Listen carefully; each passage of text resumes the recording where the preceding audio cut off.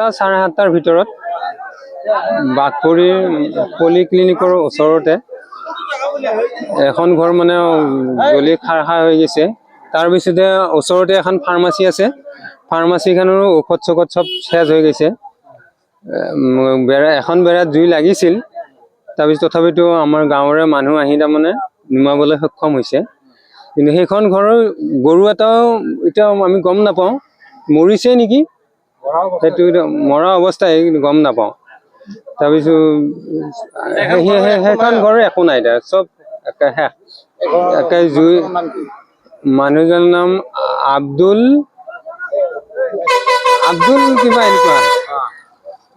তাৰপিছত মানে 1 ঘণ্টামান পিছত যেতিয়া ঘৰ চৰ জ্বলি উঠাৰ শেষত ফায়াৰ ব্ৰিগেড আমি অহা দেখা পাওঁ।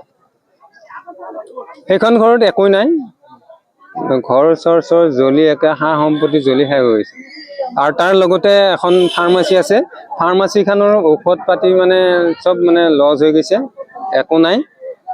আৰু তাৰ ওচৰতে থকা বেৰ এখনো জ্বলিছিল, কিন্তু ওচৰৰ মানুহ আহি পেলাই উদ্ধাৰ কৰিছে। আৰু সিহঁতৰ কমচে কম 2.5 লাখ 3 লাখ টকাৰ আছে সম্পত্তি, সেই যিখন ঘৰ জ্বলি গ'ল।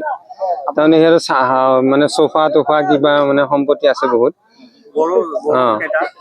গৰু সিহঁতৰ মানে 2.5-3 লাখ টকা এনেকুৱা আছেই, মোৰ ধাৰণা। আৰু তাৰপিছত মোৰ কমচে কম 1.5-2 লাখ টকা গৈছে ওচৰত।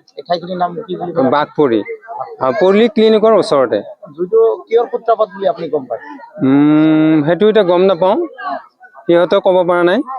সিহঁতৰ ঘৰতো কিন্তু কাৰেণ্ট নাই, এতিয়া কেনেকৈ হৈছে গম নাপাওঁ, অলপ পিছতহে গম পোৱা যাব।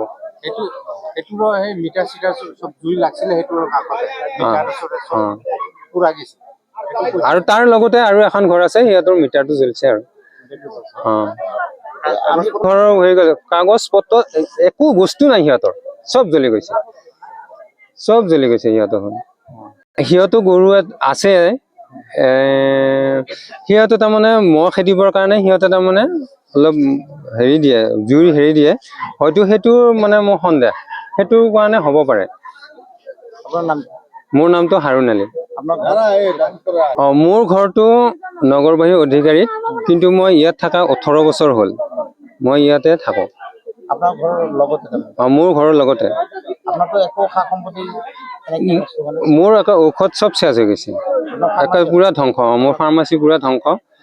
তাৰপিছত ইয়াৰে মানুহগিলা আহি তাৰমানে বহুত উদ্ধাৰ কৰিছে, কিন্তু মানে চব নষ্ট হৈ গৈছে। চৰকাৰে এতিয়া আমাক কিবা এটা মানে সুবিধা দিব লাগে। আৰু সেইটো হিমন্ত বিশ্ব শৰ্মা ডাঙৰীয়াক মই এইটোৱে অনুৰোধ কৰোঁ, তেওঁলোকৰ লগতে আমাকো তেওঁ জানো মানে আমাক এটা সুবিধা দিয়ে। এতিয়া আমাৰ তাৰমানে এতিয়া নতুনকৈ এখন আকৌ ফাৰ্মাচী কৰিম, ঔষধ আনিম। আমাৰ তাৰমানে বা তেওঁলোকৰ যিবিলাক ধ্বংস হৈ গ'ল, তেওঁলোককো জানো কিবা এটা মানে সুবিধা দিয়ে, সেইটোৱে মোৰ অনুৰোধ তাৰমানে।